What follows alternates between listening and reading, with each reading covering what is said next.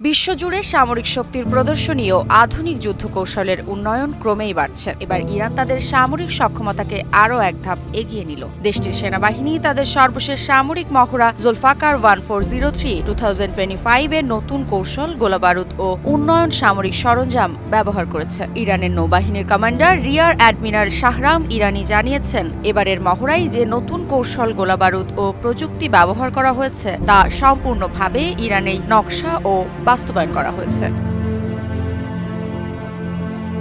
এই সামরিক মহড়ার সবচেয়ে গুরুত্বপূর্ণ দিক ছিল উপকূলীয় প্রতিরক্ষা ব্যবস্থা। ইরান দাবি করছে তারা এখন এমন এক পর্যায়ে পৌঁছেছে যেখানে যে কোনো সামুদ্রিক আগ্রাসন প্রতিহত করা সম্ভব।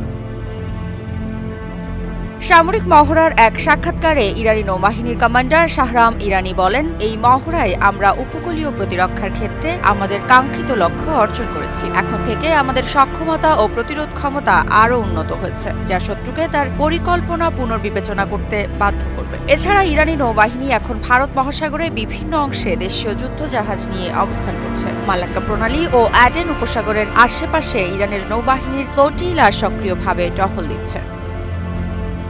এদিকে দেশটির সামরিক শক্তি আরও দৃঢ় করতে দেনা ও জামারান ডেস্ট্রয়ার, সাজোয়া ক্ষেপণাস্ত্র, ক্রুজ এবং ফাতে সাবমেরিনের মতো আধুনিক সরঞ্জাম যুক্ত করা হয়েছে, যা বিশ্বের সর্বাধুনিক প্রযুক্তি দ্বারা পরিচালিত হচ্ছে। ইরানের প্রতিরক্ষা বাহিনী শুধু সামরিক যুদ্ধ সরঞ্জামের উন্নয়ন ঘটায়নি, বরং মাইক্রো ড্রোন, ফ্লাইং থ্রেড ও নৌ ভাসমান হুমকি মোকাবিলার সক্ষমতাও বৃদ্ধি করেছে।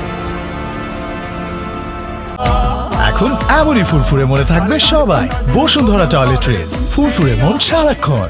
সাম্প্রতিক সময়ে বিশ্বের সামরিক শক্তির প্রতিযোগিতা বাড়ছে, আর তারই ধারাবাহিকতায় ইরান তাদের প্রতিরক্ষা সক্ষমতা আরও শক্তিশালী করতে নতুন নতুন কৌশল ও প্রযুক্তির ব্যবহার শুরু করেছে। এবার দেশটির সেনাবাহিনী জুলফাকার 2025 যৌথ সামরিক মহড়ায় নতুন ধরনের গোলাবারুদ, যুদ্ধ কৌশল ও সরঞ্জামের প্রয়োগ করেছে, যা প্রথমবারের মতো দেশেই তৈরি ও বাস্তবায়ন করা হয়েছে। এই মহড়ার মাধ্যমে ইরান তাদের উপকূলীয় প্রতিরক্ষাকে নতুন উচ্চতায় নিয়ে গেছে, যা ভবিষ্যৎ সামরিক সমীকরণে গুরুত্বপূর্ণ ভূমিকা রাখতে পারে।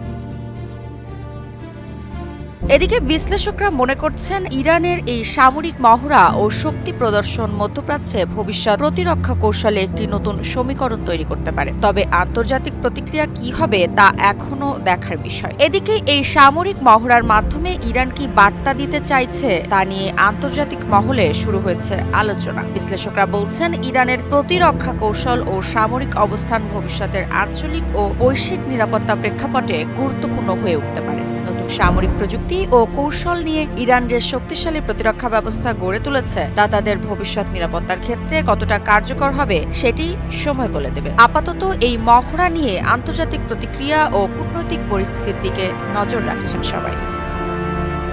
মৃত্তিকা বিশ্বাস, নিউজ 24।